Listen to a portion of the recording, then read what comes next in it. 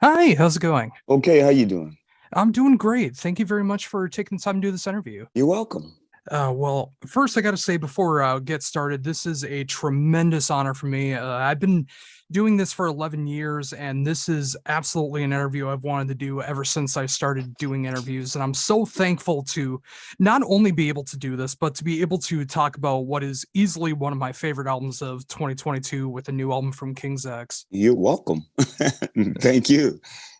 Oh, not a problem. So, with that in mind, I mean, the album has been out for close to a few weeks now. How does it feel to finally have this album out now? Everybody asks me that. They say, "Are you excited?" And it's like, we've been together 40 years and we've put 14 records out. It's kind of like having kids. The first one is a big deal and you're all aware, but by the time you get to the last one, you let the other kids take care of it because you got a good child here. So you just get on with your life. And that's my analogy of it more than anything. It's like it's just another day to me. I'm doing interviews, we got a new record out, we did it. I'm doing what I do. It's I get up every day and make music and think about music, and so it's just a part of life. That's why I see it.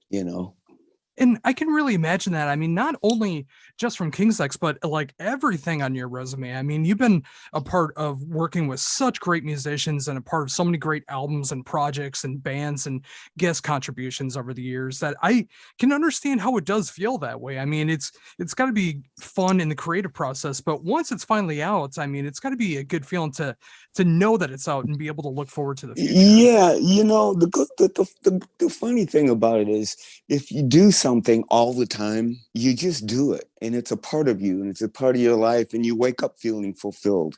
You're doing what you do.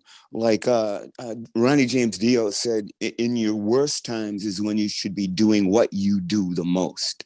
And so it's all about the whole journey and the whole adventure of it. And you have the moments of joy and you have the moments of sadness and you disappointment or excitement, but it's just a part of it and it just goes back and forth. And so, like I say, I wake up every day and look for things to be at peace with rather than to find negative things to and it's a choice. So making music is the same way. Some days I get up and I go, man, I want to write some music and make music. And then sometimes I go, I feel like retiring. I don't even feel like doing this anymore. So it's like the question for me, because I'm 72 years old now, I have so many analogies and so many different ways to looking at what I've done my whole life. Does that make sense? Oh yeah, absolutely. And with that as well too. I mean, there's so many different kinds of experiences that you can have throughout Yeah. that as well. Yeah, it's true. Yeah, I mean, I've gotten the chance to just basically do what I've loved to do my whole life. So with the new album, it is exciting because it's another record. And at 72 years old, I'm still making music and I can't believe that. And so, that in itself to me is it doesn't make me excited. It just makes me feel like you're doing what you're supposed to do and you've been blessed because you're out there doing what you love to do. A lot of people don't get to do that. A lot of people never got to follow their dreams. So I'm thankful more than excited.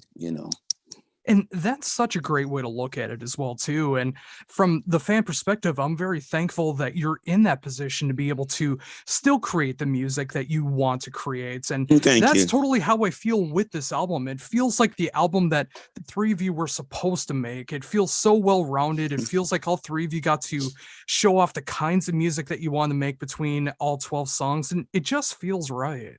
Thanks.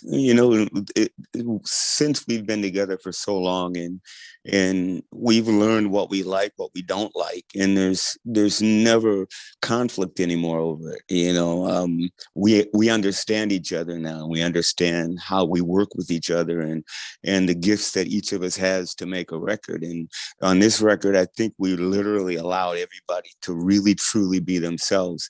And as they were themselves, the people on the other band members, I mean, we rallied behind. It's like when Jerry brings a song in, I want to play the best part I can for his song, not I got to have my tone and I got to have my thing. You know what I'm saying? It was more like we really wanted to make these songs the best they could from the imagination of the person who brought it. Does that make sense? Oh, absolutely. And I can hear that throughout all the songs too. I mean, every song has like that distinct style to it. And I really appreciate the fact that whoever brings in the song, that the rest of the band really does feel like they need to contribute to make the song the best it possibly can be, rather than just like showing off just to show off. Right, right. I mean, it's a very important thing for us because in the past, since we all write, and I know I write a lot of music, and I'm a control freak in some ways, and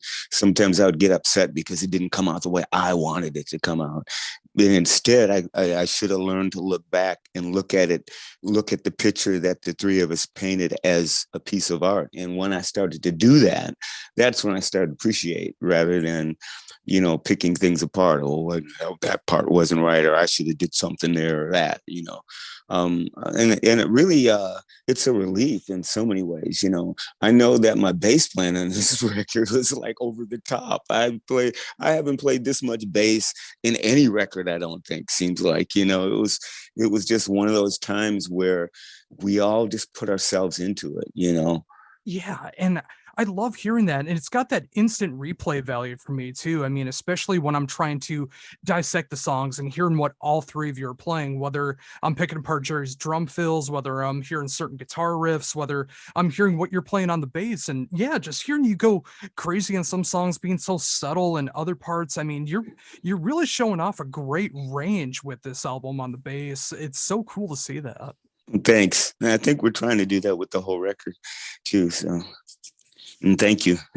Oh, oh, absolutely. So, with that in mind, I mean, obviously, like you've said, that you're constantly writing. You have a lot of control over what you write. I mean, when it started coming into like writing for this album, and what seems to be like everyone getting a good chunk of the album to be able to write in the way that they want to, what was that like for you to be able to like share those kinds of duties with this album? Well, nothing. It wasn't any different than any other record. We bring demos in and play them for each other, and what we like, we'll get together and work it out and make it a song. And if someone doesn't feel the song, then this song gets buried, usually on a solo record. But because lots of songs, you want to get them out. But yeah, that's how we do it. It's pretty easy. I came in with 27 songs. And what we do is everybody brings their songs in, and we go down the list. We just play my song, Ty song, a Jerry song, and we'll decide, you want to do this. And on this time, there was not a song that we rejected. It was like every song we played, Michael Parnan, who produced it, we were playing songs, and every song we played we liked. So we ended up stopping at about 17 songs, and we got, I forgot how many songs, 13 or 14 songs in the record, and we still got more songs left over, and we still have more songs we're writing. So, it never ends with us. It just took us a long time to put this record out because we just wanted to make sure it was something that was going to be special to the people that love King's X, and not just another King's X record that we shit out.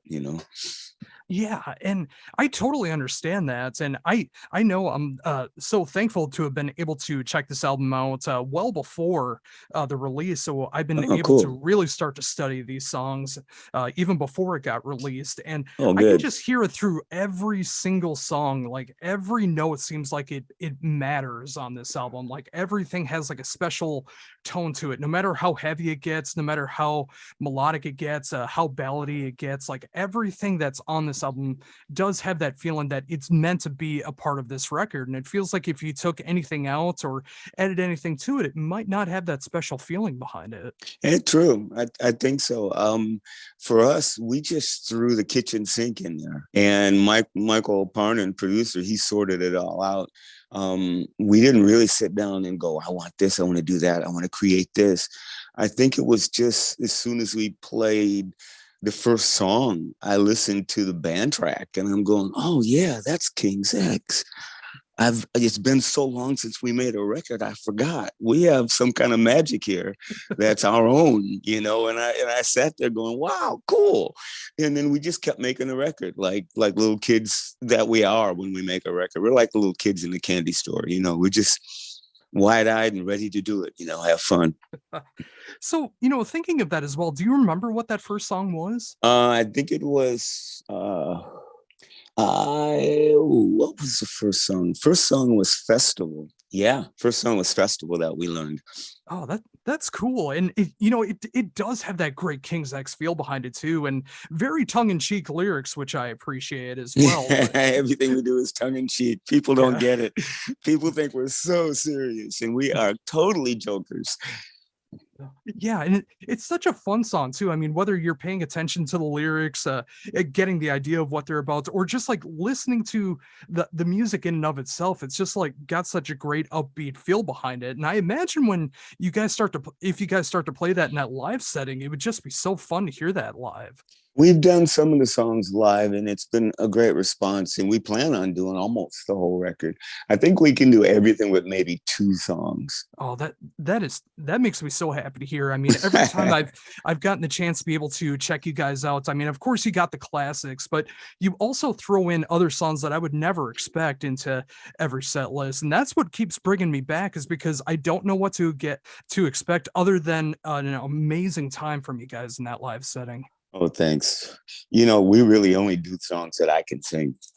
As we've been together so long, and my voice changes through the years. It's been 40 years, so there's a lot of songs that I just can't sing anymore because I was singing at the top of the stratosphere back in the day. And as you get older, your voice gets deeper. I mean, think about James Hetfield when you listen to the first Metallica record, then listen to now. It's such a big difference in the tone. So a lot of times the guys leave it up to me and says, Doug, pick songs that that you think you can sing, and I'll pick them out, and then we'll usually do them. Sometimes I'll go, let's do this one, and Ty will go, man, I can't sing that harmony anymore. It's just I'll lose my voice. I can't do it. I go, okay, well, I'll try this. We got so many songs that at this point, it's never really a conflict, actually. And it's funny to me because again, like every time I've been able to see you, like that's never crossed my mind at all. It feels like you're putting together the best set list for the best songs that feel right for the show. I never would have put that we're together. playing exactly what we want to play, nothing else. I mean, I remember we'd work on songs and go do them at sound check, and we'd get halfway through the song and go, fuck this, I don't feel like doing this, it's just too much trouble, and we just stop and go, okay, take it off the set list, because every now and then I'll throw something in there that I'm going, maybe I can pull this one off. Let's try Power of Love. Maybe I can do this now. And we'll get like into a verse, and it's like the first song of the sound check, and my voice isn't warmed up, and everybody's playing rough. And we just all look at each other and go, I don't feel like dealing with it. We just drop it real quick. It's been funny that we've done that before. But yeah, we I don't know, the funny thing about King's X is what I see is that we are really, really deep in thought at everything that we do, but it's not a conscious thing that it's planned or talked about or even understood. It's just we are a unit that seems to, it's like when you pour water on the ground and it all goes to it has to level itself out to a certain spot. You don't know why it does it, but it does it. And that's what happens with King's X. And we like just kind of, we throw ourselves out there, and all of a sudden it just settles into what it is. And for some reason, what it is something that people like. And so we just kind of go, well, if it ain't broke, let's not try to dissect it and fix it. And yeah, it's just, I'm thinking about that again from the fan perspective, being in bands over the years, myself, and just thinking about what you three have accomplished, through all the trials and tribulations of being in music. I've always loved the fact that all three of you have such varied influences and different styles, but when you come together to be able to make music again for another King's X album, that you are able to find that common ground to be able to appreciate what everyone else does in the band, and you are able to level that out and create such great music. And again, when I think about that, when it comes to the new album, I mean, it's just like every song just has those great hooks behind it. And if all three of you had the same kind of influences, it might not come out the same way. So I Oh, it's appreciate true. that you're able to adapt that way. Yeah, our biggest downfall is Ty and Jerry love the Beatles, and I, not saying I love the Beatles, I love what the Beatles did, and I borrow from them heavily. And that's one band that all three of us go. You hear that, you hear Beatles and King's X, you hear Black Sabbath and King's X too, because all three of us really dug into the whole darkness of Black Sabbath as children, even though we're all different years apart from each other. And Led Zeppelin too. That kind of vibe is always the Led Zeppelin just told us all that you can do whatever you want to and make it work. Come on. Don't be afraid, because Zeppelin, I mean, goodness gracious. How do you describe them? You can't. Other than calling them Led Zeppelin, yeah. I mean, it's Right, just that their discography is so varied, and you're able right. to appreciate so many different things that they were able to accomplish. We just say we're a rock band. Exactly. And that's what I think about with you guys. Like, I can't put a genre on you guys, and I love you guys for that, because you do have so many different things that you're able to do. And, just saying that you are like a rock band is a great way to be able to put it, because you're able to hit so many different territories, but still sound like King's X. Yeah, I don't know. It's just the way we are, I guess. I remember when I first met Ty, he put on a Dixie Dregs album. He was 18 and played the leads. And I looked at him and I thought, this kid can do anything. I was just going, wow. And it's like, that's what I love about Ty and Jerry, is that it seems like whatever you throw at them, they do it. It might not be the genre that they listen to or they like, but they can do anything. That's what I love about them. If I come in with a song that's just crazy math, they'll do it. But Jerry still would love to play in a Tom Petty band and just sit back there and just groove and not have to deal with all that bullshit. He says, I hate that shit. But he does it because he loves me and he likes the song. And when he gets it done, he goes, man, that's badass. We smile at each other because we force each other to do things that we would not normally do. Maybe not force each other as much as push each other into uncomfortable areas. And I think as musicians, as who we are, we're always up for the challenge. Let me see if I can do this. Oh yeah, and I can definitely speak from that, from experience learning drums from the King's X catalog. Like, some songs are just, they sound like they're so simple, but when you really study what Jerry's doing, like, some things are just maddening, trying to understand how he's able to like play some of those complex fills that just sound so simple, or some of those beats that are just like so dangerously fit together in an odd time signature, but it feels like it's a natural 4/4.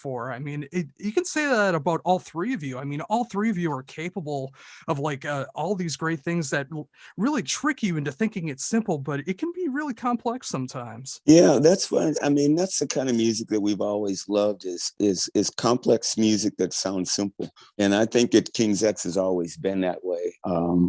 From the beginning, somehow we've always tried to put some kind of, well, basically it's our nuances that we love to do. And it's those little off things that we all do with our instruments. And for some reason, when we all come together, all those nuances are enhanced. So all of a sudden there's this thing that happens. It's own voice. Like when you hear Crosby, Stills and Nash and Young sing, you know who they are, because the three of them together has that create a sound that nobody else can create. And it's like when the three of us sing, it has its own ring. And so like when musicians get together, if they can pour themselves into who they are through their instrument, and their band members can do the same with their instrument, and everyone gels and learns how to put it in the soup and stir the pot, I think that the magic will happen. I think that the problem with a lot of bands is everyone's too busy thinking about themselves, and they're not looking at the full picture, and some, that's just the way we are. But some of us are lucky enough to stumble across those musicians that seem to click. Oh, for sure. And again, just from personal experience, I mean, that's one of my biggest takeaways from King's X is especially when I was starting to learn all these about different bands and different styles of music when I was playing drums outside of playing in elementary and middle school band. When I discovered you guys, and I before I discovered you guys, like I was all about overplaying as much as I could, like playing double bass, playing as many fills as I could, as fast as I could. But when I really started to study you guys, I started to understand the fact that you can be subtle, you can be complex, you can do all these things, but it has to be important for the song, not just your ego, not just to show off what you can do, not just to show off cool bits, but it's got to be for the song. And you guys have mastered that over the years, and you continue to do that, and that's influenced me, and I know so many other people over the years. Awesome. Thank you for saying that. Oh, for sure. So, getting back into the album and stuff, and of course, like you've mentioned that you've been able to play a few songs off the album so far. I mean, what was it like to be able to throw in some new music into the set list? Oh, it was great because now I don't have to do some songs that I'm done with doing. It's like over my head. It's like, that song, when I get done with that, that's why I can't sing the next night. Because it's just, dude, I ain't young anymore. That was like, God, that screaming and yelling and on and on and on. So I pulled that out of the set this time. And Lost in Germany and Black Flag, our two songs are like running a marathon. There are so many vocal parts and so many riffs and so many time changes. And it's to the point where if I don't breathe at a certain place, I'll run out of breath and kind of go faint because you're really just doing it's like doing 50 push-ups without stopping. And those songs, I pulled them out of the set and put the new songs in, and it was "Let It Rain." What's the name of the song? Where's my list? Give It Up and All God's Children. And we put those in place of those three songs. And all of a sudden, I got off the stage and I didn't feel like I was going to pass out. It was like, okay, this is good because the new songs are more geared to where my voice is now. And it's who we are, and it's the pace that we are.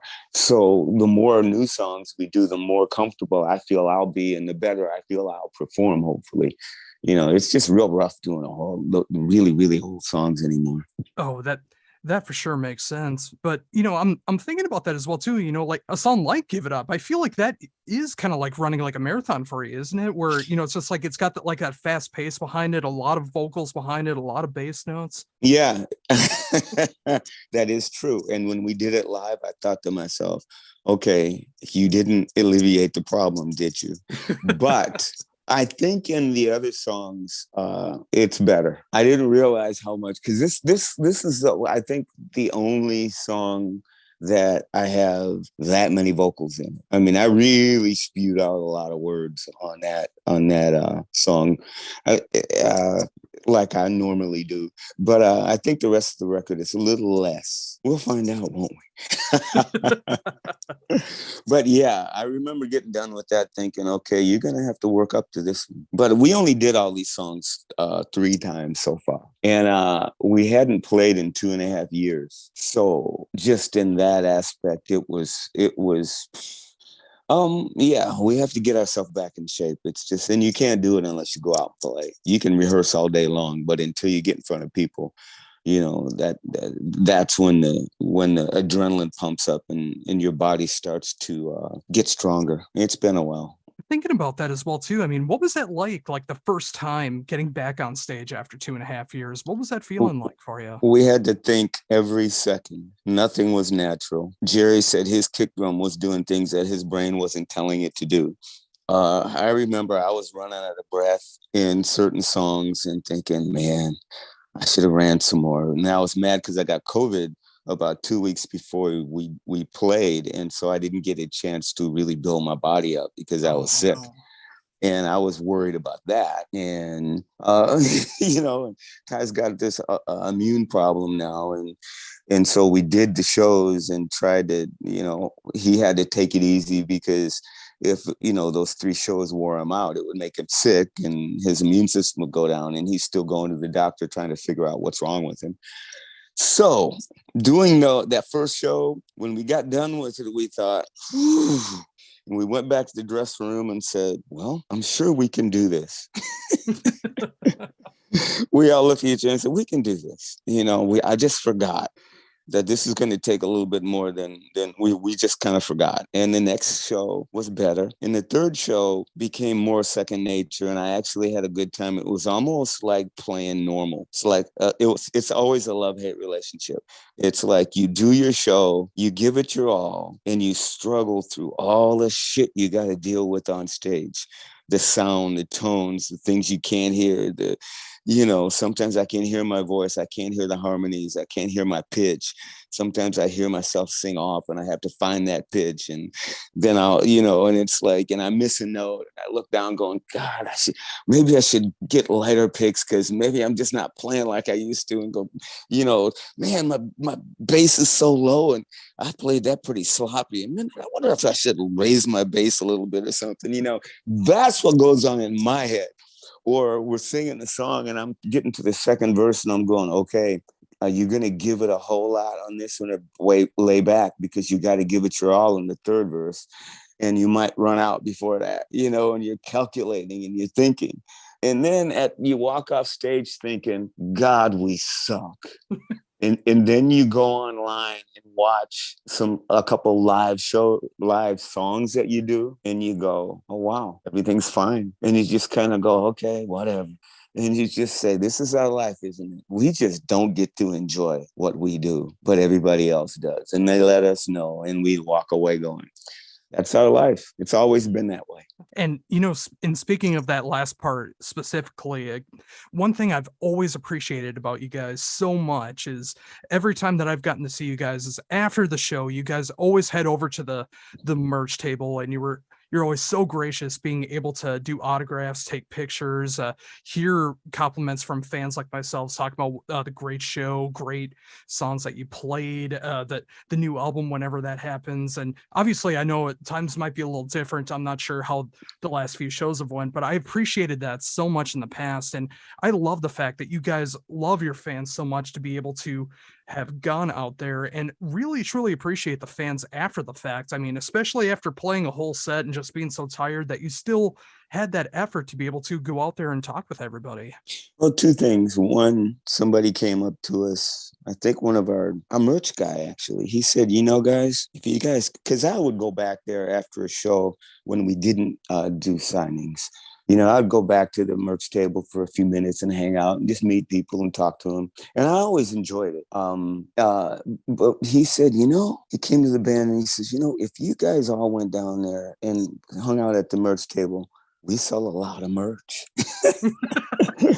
And we don't make a lot of money anyway doing what we do because we just don't have that huge following. So we decided to do it one time. We set a table up and said, we're going to have a meet and greet. And dude, it was so good. People bought shit like crazy.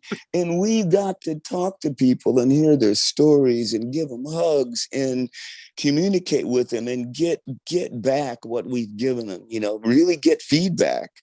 They told us stories and brought their kids. And, when they first heard us, or their kids saying, I was in the back seat of my dad's car listening to you when I was 3, and just on and on and on. And it wears us out. It really does. But it was always so fulfilling. We can't do it now because of the COVID thing. Nobody does these things anymore. So it's just turned into that. But yeah, so it had twofold. We did it to make more money. And then the day we did it, we realized we should have been doing this a long time ago because this is cool. And Yeah, it's so funny because that exactly worked on me. I mean, uh, both times I was able to meet you guys, like I bought merch immediately after. I bought Oh shirts. yeah. I'm looking at my wall hanger right now that I have up at my place. Like I look at pics and posters that I got. Like it absolutely worked. I mean, when you Hmm. show that appreciation for the fans, the fans are going to be able to show that appreciation back. And yeah, Right. sadly right now, I mean, maybe we can get back to that at some point. I mean, right now, I imagine that's got to be hard to Yeah, deal with. nobody's doing that right now. Even we didn't do it the last shows we did, because we're, Jerry's got him. He had 2 heart attacks, and Ty's got his problems. So it's like sitting there, blowing air at each other for hours and hours. It does wear us out though, because talking to people, doing the meet and greet lasted longer than the shows sometimes. And my problem is I like to talk. And management always says, "Doug, don't talk, just listen." And they'd ask me questions and I'd go into my spiel like I do now, and then the next day I wouldn't have a voice. And that's the other problem I've been having is my voice just won't hold up, because you're singing, you're screaming all night, then you're talking to people all night, then you go back to the hotel and hang out with your friends, drinking and talking until you go to bed. So it's such a it's just hard to maintain, because you love what you do. And then you get to an age where it starts to take its toll. When we were 20 and 30, God, I'd scream all night long and talk all night long and stand out in the snow till 4 a.m. talking to the last person, and with a cold. and we plowed through that shit. We had no problem. There were nights we would be so sick, we'd walk on stage and just just give it our all. And there are times I'd say, when I get done playing, just throw me across your shoulder and drag me off the stage. I'd say to my tech, I just drop my bass and I just fall in his arms. He'd drag me off. We had those kind of nights, but we just that's the I think that's the how do you put it? That is the part of the drama of this exciting life that I've lived. It's you do it all. You give it your all. You pass out in front of the people. You cry in front of the people. You say the wrong things and get ridiculed in front of the people. You just pour your heart out there because it's what you do and you have no choice. And that's kind of what we are. And that's why I love you guys so much. I mean, it's just all the blood, sweat, and tears, the effort that goes into it to, just having to recharge your batteries, but being able to use like that full charge to be able to put on the best shows possible. And like you talked about before, if that means switching out songs for others and just making that the best set that it possibly can be, and just being able to save your voice and be able to go from start to finish, and still being able to show off a great chunk of the discography and being able to show Yeah. off the new stuff, playing songs that I will always forever love, whether it's B-sides or singles. I appreciate that so much that you continue to Awesome. do that. Awesome. And this going out on this, doing all these songs, ties doing several songs, and Jerry's got a couple songs. So I'm singing way less than I ever have actually in this band, which I'm kind of excited about in so many ways, to be able to walk off stage and have a conversation with somebody without feeling my head's going to explode. Because there were times when I had to push so much out of my throat that I would have these headaches after I got done playing, because all the pressure that I was pushing. And my chest would hurt because I was in my stomach, because I'm the intestinal fortitude trying to hold those notes for so long. And then being off the road for 2.5 years, I'm glad I don't have to do that much anymore, and we were able to, still, do something that we feel people will love. Oh, for sure. So thinking about that as well too. I mean, obviously, again, with the album being out now, being able to play some shows. I mean, obviously, of course, there's some stuff going on with Ty and everything, and I know that kind of threw tour schedules for a loop. But is there anything that is planned coming up for like the rest of the year, maybe in the next year? We got some shows coming up next month and the month after next. And because we can do like the weekend thing, you fly into an area, like we're going to Houston, Dallas, and Austin. And, it's a weekend thing. We fly into Dallas and we rent a car and a van and just drive to the different towns and then fly home. So we try to tour as easy as possible. So those are happening, but we can't get on a tour bus and just go out and just go for a couple months because um, that's where the COVID disease kind of thing happens, is when you're cooped up in a bus for all that time. So we're not going to be doing that for a while. But we weren't anyway doing that through the United States. We do buses in Europe, because when you go to Europe, you got to do a whole month there. You're not going to fly over there for the weekend, come home. You paid for the plane tickets. That's about it. But that's a different story. That's why we've canceled a couple European tours, is because it's like, we still got this, we got to be in this bubble. We don't know how to do it over in Europe yet. So, but sooner or later we'll figure it all out. We'll be out there playing again. Oh, awesome. And I am glad to see that you are still, if nothing else, being able to do the weekend shows. And I hope that we can get to some point where, COVID can die down enough to where touring might be able to happen more. But until then, I'm glad to see that there are still shows happening. Texas sounds like it's going to be a great time, and, everything else that's going to be going on in the future. And yeah, just knowing that these songs are getting that live promotion off the new album, it makes me happy as a fan, seeing that is able to still happen in 2022. Awesome. Oh, awesome. Well, in speaking of that, Zoom is unfortunately about to cut me off, but I thank you so Okay. very much for taking the time to be able to talk to me, have like a really cool discussion, being able to go back and forth like this and talk about the new album available now. I love all the videos that have been released for this so far. I love the choices of the singles that have been released as well, along with that. Awesome.